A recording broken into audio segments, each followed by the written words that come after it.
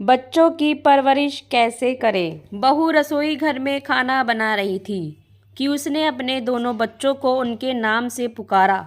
शालू, अमन, खाना तैयार है बेटा, खा लो। दोनों आकर खाने की टेबल पर बैठ गए। पास ही के कमरे में बूढ़ी दादी ने सुना।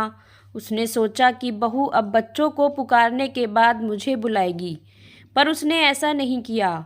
माँ अपने बुलाने का इंतज़ार करती रही। कुछ देर बाद माँ भी बच्चों के साथ खाने की टेबल पर आकर बैठ गई और अपनी खाने की थाली आने का इंतज़ार कर रही थी। तभी बेटा बाहर से आता है और माँ से पूछता है, क्या माँ, अभी तक खाना नहीं खाया आपने? अब तक तो खा लेना चाहिए था आपको, क्योंकि आपकी दवाई का भी टाइम हो जाता है। माँ बोली, हाँ बेटा, बहू लाती होगी। लेकिन काफ़ी समय बीत गया। बहू रसोई से आती और बच्चों को खाना दे जाती। इस घटना को बेटा देख रहा था। उसने अपनी माँ को निश्चल निगाहों से देखा। उसे बहुत अजीब सा महसूस हुआ। तभी वह रसोई घर में गया और हाथ में एक प्लेट लेकर माँ के लिए खाना परोसने लगा और माँ के पास ले गया। बेटे ने पहला निवाला माँ को अपने हाथ से खिलाया। उसके बाद वह दोबारा रसोई घर में जाकर अपनी पत्नी से बोला, क्या खाने की टेबल पर तुम्हें बैठी हुई माँ नहीं दिखाई दी, जो तुमने उन्हें खाना नहीं परोसा?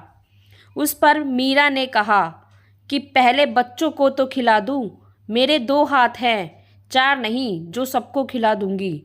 और वैसे भी माँ थोड़ा देर से खा लेती तो कुछ हो नहीं जाता।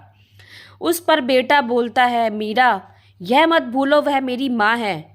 तुम्हारा हक सबसे पहले उन्हें खाना देना है, समझी? हमें पता है माँ ने खुद से पहले हम बच्चों को खाना खिलाया है और ज़रूरत पड़ने पर अपने हिस्से का भी हमें दिया करती थी। तुम एक माँ होकर यह गलती कैसे कर सकती हो? आज जैसे तुमने अपने बच्चों को पहले खाना दिया, उसी तरह माँ ने पहले अपने बड़ों को देकर फिर अपने बच्चों का पेट भरा। लेकिन वह पहले अपने बड़ों का सम्मान करती थी, जो हमने देखा और सीखा। मैं भी यही चाहता हूँ कि तुम भी अपने बच्चों को यही सिखाओ, क्योंकि जैसा बच्चों के सामने करोगे वैसा वह आगे चलकर करेंगे। इतना सुनकर बहू को पछतावा हुआ और पति से माफ़ी मांग माँ से माफ़ी मांगी।